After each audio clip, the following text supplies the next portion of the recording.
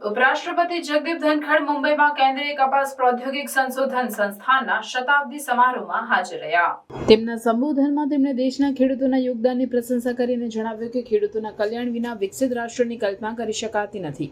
જગદીપ ધનખડે કૃષિ પ્રૌદ્યોગિક અને કપાસ ઉદ્યોગને ટેકો આપવા માટે CIR-COT જેવી સંસ્થાઓની મહત્વપૂર્ણ ભૂમિકા પર પ્રકાશ પાડ્યો।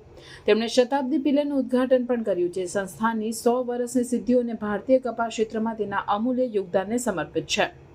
ઉપરાષ્ટ્રપતિએ ખેડૂતોની સમૃદ્ધિ અને રાષ્ટ્રના સર્વાંગી વિકાસ માટે સતત નવીનતા અને ટેકોની જરૂરિયાત પર ભાર મૂક્યો। તેમણે ખેડૂતો દ્વારા સામનો કરતા પડકારોની માન્યતા આપી અને આ મુદ્દાઓને ઉકેલવા માટે सामूहिक प्रयासों की अपील करी।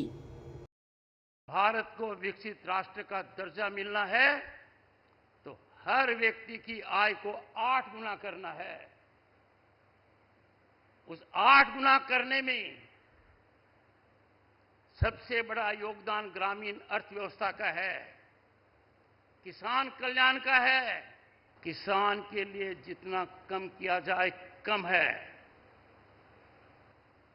कितना किसान के लिए करो उसका असर देश पर पड़ेगा, सकारात्मक रूप से पड़ेगा।